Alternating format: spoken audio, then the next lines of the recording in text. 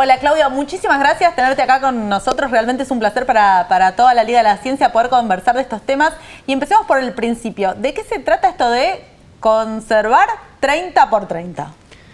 Existe una iniciativa a nivel mundial para que se firme un gran acuerdo entre todos los países para que de acá al 2030 se pueda proteger de mínima el 30% de la superficie terrestre y marina del planeta.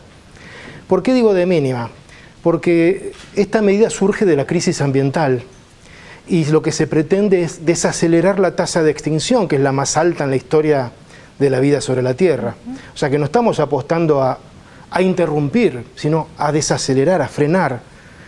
Por eso hay otros investigadores que postulan que en realidad más que un 30% debería ser un 50%. ¿No? Así que es una medida conservadora, además de conservacionista, porque está respaldada por mucha evidencia científica, o sea, no es un número elegido al azar, pero es el que llevó al mayor consenso. Ahora nos contás un poco cómo se llevó ese número, pero antes de eso, ¿qué quiere decir que un área es protegida? Un área protegida es un espacio definido geográficamente, delimitado, reconocido, que tiene instrumentos legales para asegurar su conservación a largo plazo. No solamente para sostener los bienes y servicios que brinda la naturaleza a través de sus ecosistemas silvestres, sino también para conservar los valores culturales que se contienen en esos paisajes.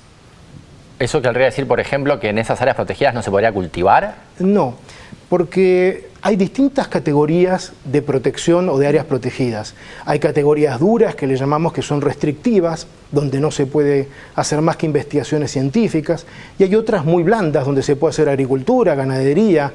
Ustedes conocen seguramente más de un parque nacional donde la gente puede ir a recorrerlos, y hay pasarelas, senderos, hay hoteles, hay lugares donde poder brindar servicios. Es decir que, es más, hay pobladores en muchos de esos parques donde practican agricultura o ganadería, por supuesto, de manera amigable con el paisaje. O sea, acá el desafío está en pensar dos cosas, diría yo, que el área protegida tiene que cumplir con su función, que es asegurar esa provisión de bienes que nos brinda la naturaleza y sobre todo los servicios.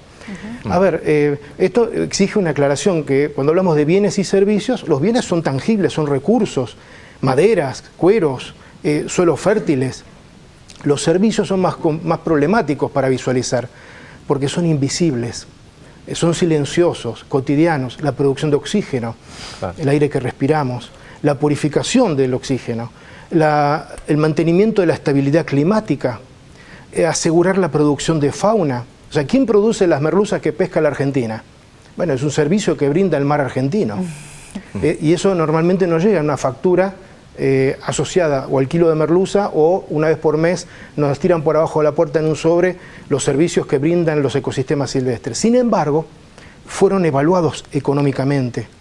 El panel de IPBES, que nuclea a los expertos en biodiversidad a nivel mundial, los llegó a evaluar para cada continente, y en el caso americano representa más de 24 trillones de dólares, es decir, el equivalente a todo el PBI de América. O sea que si tuviéramos que pagar estos servicios serían carísimos, pero además sabemos algo mucho más importante, que reemplazarlos es casi imposible.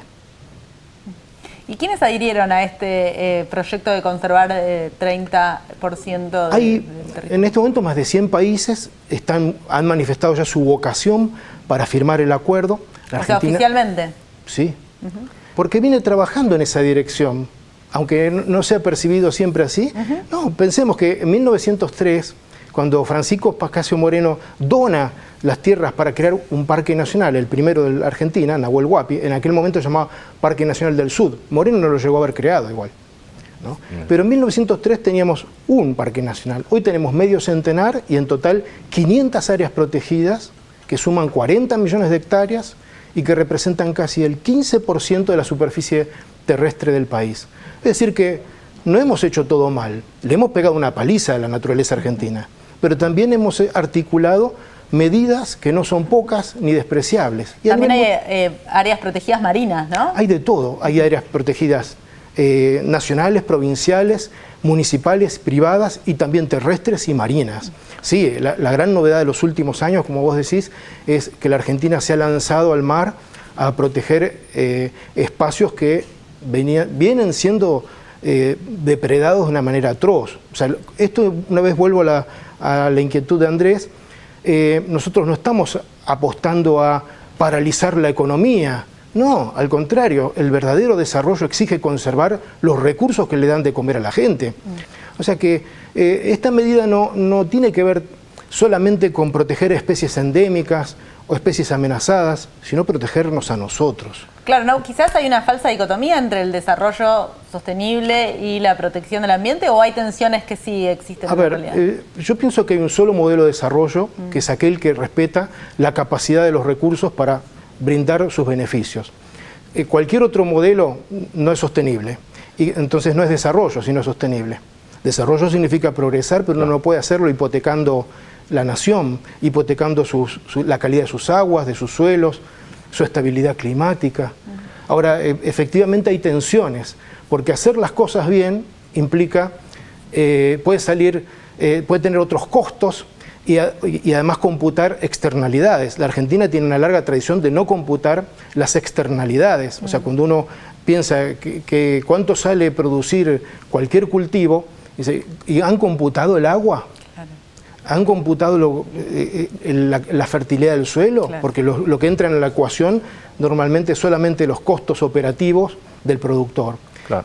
Nosotros creemos que hay que producir, pero hay que producir bien, ¿no? Me quedo en el tintero la pregunta de cómo se lleva el 30%, pero me di cuenta, te iba a hacer esa pregunta, pero me di cuenta que hay una pregunta anterior, que es la de ¿cuál es la totalidad de área protegida en este momento en el planeta? Porque me imagino que tiene en cuenta ese número también, esa diferencia entre cuánto hay protegido y cuánto queremos proteger y el tiempo que tenemos para hacerlo. Pasó algo interesante porque el primer parque nacional del mundo fue Yellowstone en Estados Unidos en 1879. Es decir, que desde 1879 ahora tenemos 250.000 áreas protegidas. Tampoco se hizo todo mal. Y el conjunto de todas esas áreas representa aproximadamente el 15%, que es la media, el promedio argentino. O sea que estamos en sintonía. 15%. Yo pensé que era mucho menos. O sea que 30% no es algo estratosférico. Bueno, pero es el doble. Bueno, es el doble. Y 2030 además, está acá cerca. Sí. Además hay que plantearse otra cosa, que es, suponiendo que tengo la esperanza que vamos a llegar a ese 30% porque el mundo viene en esa dirección. Pero si aún llegando a ese 30%, tenemos que pensar muy bien qué vamos a hacer con el 70% restante. Claro, tampoco es cuestión de detonarlo y andar sacando todos los recursos y extinguir todos esos ecosistemas y los otros que queden pristinos e intactos. Exacto. No sé si eso... Así que es ahí donde... Aparte las sequías van a afectar también a estas áreas que vamos a proteger, los incendios, no es tan sencillo de proteger. El cambio climático nos ha puesto en jaque y nos ha demostrado su nivel de violencia, entonces eso exige también que... Sábato decía que la desdicha es educadora, entonces yo espero que la desdicha de ver estos tiempos de crisis nos permitan reaccionar y generar nuevas formas productivas o ajustar las que ya tenemos, porque pensemos que la Argentina también, un país netamente agropecuario, vino haciendo malas prácticas, pero ojo, innovó con la siembra directa, algo que era impensable 40 años atrás. ¿Qué es la siembra directa? ¿Qué es la siembra directa? Claro, es la siembra que no apuesta a arar o roturar el suelo, sino a cultivar, haciéndole la menor intervención posible a ese daño. Ahora, lo que tenemos que lograr es bajar los niveles de consumo o de uso de agroquímicos, que la Argentina tiene una de las tasas más altas del mundo. Entonces, y también promover la agroproducción, la producción ecológica, es decir, hay muchos frentes para los cuales se puede trabajar complementariamente el de las áreas protegidas. Y después pensar que las tierras silvestres son productivas. Muchos economistas o políticos a veces mencionan, no, bueno, pero son tierras, ustedes quieren proteger eso y es tierra improductiva. No. O sea, pregúntenle a la gente de Iguazú si el Parque Nacional de Iguazú es improductivo. O vayan a Bariloche y pregunten si Nahuel Huapi es improductivo. O sea, hay parques que motorizan una economía, en algunos casos a través del turismo.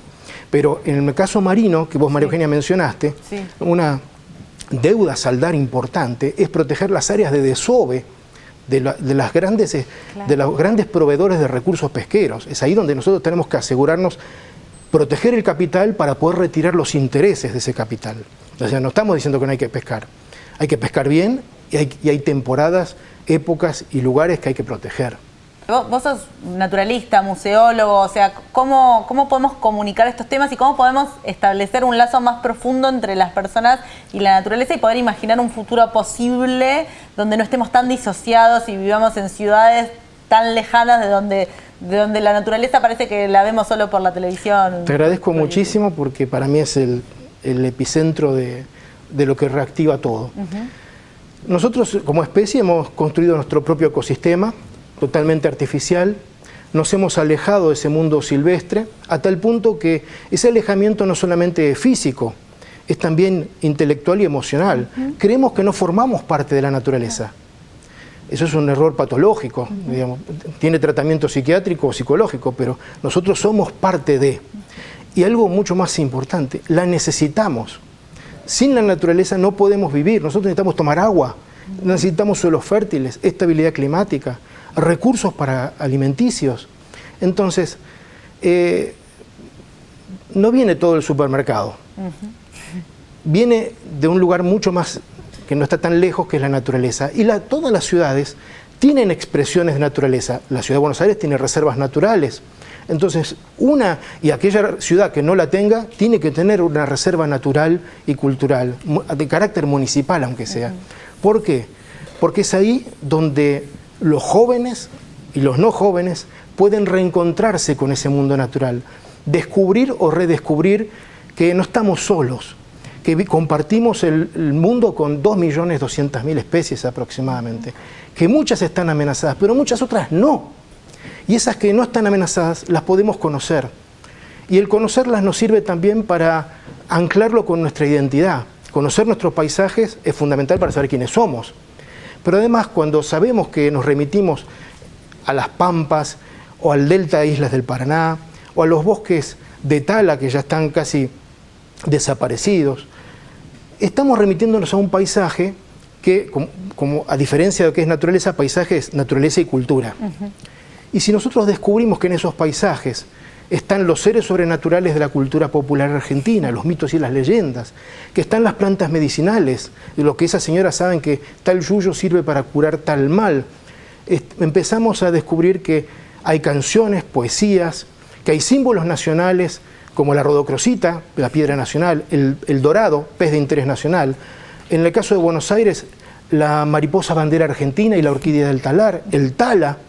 Pero digo, cuando caminamos, si le pregunto a los chicos en la calle, ¿ustedes pueden reconocer cuál es la mariposa bandera argentina? ¿O la orquídea del talar? Y ahí aparecen los grillos, cric, cric. Por eso es importante tomar contacto con ese mundo natural, porque muchas veces se habla de la educación ambiental y la educación ambiental corre el riesgo de ser algo libresco. Nosotros necesitamos amar la naturaleza, empezar por conjugar el verbo amar in situ, en la naturaleza, conociendo qué estamos viendo, qué estamos hablando, qué tengo que ver yo con todo esto.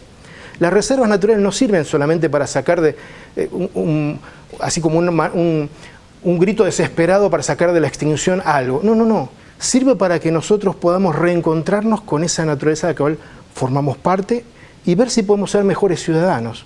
Y si yo trabajo en educación, como ustedes, porque esto es un ámbito educativo, es porque creemos que la gente puede cambiar, y puede cambiar para bien. Entonces, esto tiene sentido. Espectacular, Claudio. Mil gracias y por eso tu trabajo es tan importante. Así que muchísimas gracias por venir al programa a hablar de estos temas. Estamos totalmente de acuerdo. Muchísimas gracias, Claudio. No se vayan, volvemos con más La Liga de la Ciencia acá en la Televisión Pública Argentina. Seguimos hablando del clima, ¿eh? La Liga de la Ciencia es alfa, es beta. La Liga de la Ciencia. Hay un portal, hay un sitio, hay un canal donde el conocimiento toma la palabra. Todo Ciencia. Todociencia.com.ar. Mucho más que noticias científicas.